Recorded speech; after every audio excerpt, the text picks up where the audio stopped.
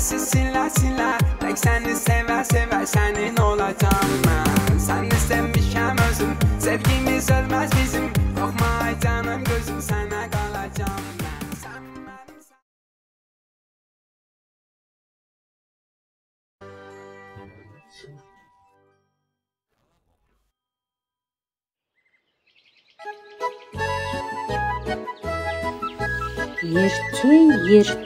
Ертеде ешкі жүні бөртеде, сол бір ғажап өлкеде бір әже мен ата болыпты.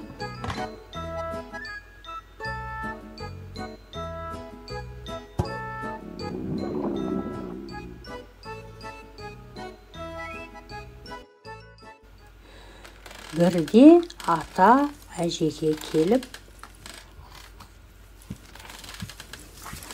«Кемпірім-ау, маған бауырсақ пісіріп берсеңші», дейді. «Неден пісірейін? Ұн жоқ қой». «Ей, кемпірім-ай, қойманың түбін қырнап көрсең ғой, бауырсақтығын табылып қалар». Әже қойма түбін қырып-қырнап, екі уыс ұн табады да, қаймаққа шылап, қамыр илеп, бауырсақты майға пісіріп, терезе алдына суытқалы қояды.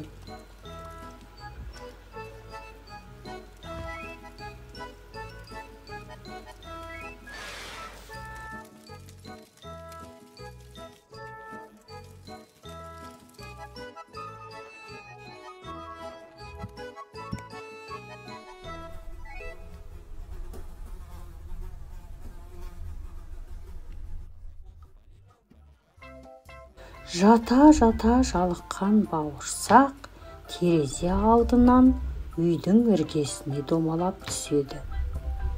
Іргеден көгал үстіне домалайды. Көгалдан жылжып жолға жетеді. Одан әрі жолмен зырлай жөнеледі.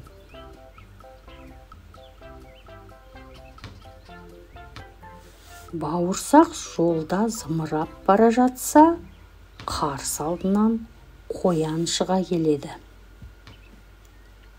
«Бауырсақ, мен сені жеп қоямын». «Жоқ, сен мені жемеші, мен саған не айтсаң да орындаймын». «Ендеше сен маған мына тапсырманы орында, мені сәбізбен тамақтандыр».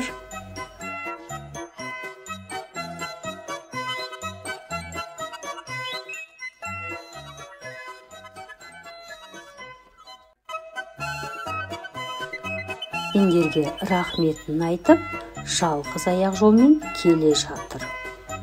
Оның алдынан қасқыр шыға келді. «Бауырсақ, мен сені жеймін».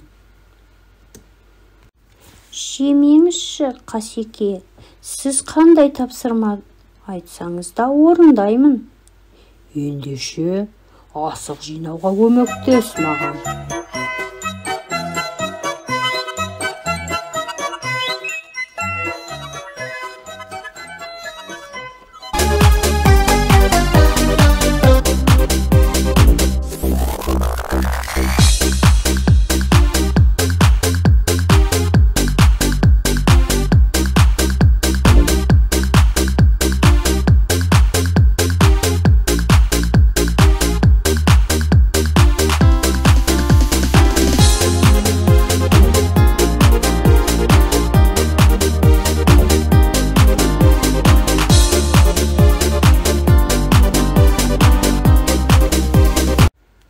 Бауырсақ сендерге рахметін айтып, ары қарай домалап келе жатса, алдынан аю шыға келді.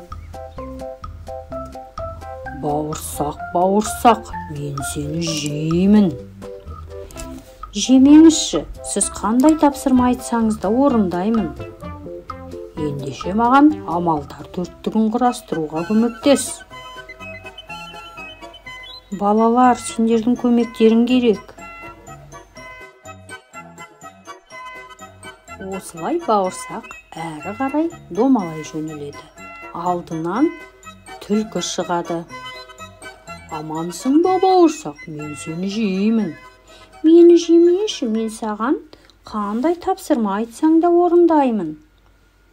Ендеше маған қол шатырдағы буындарды оқып бер.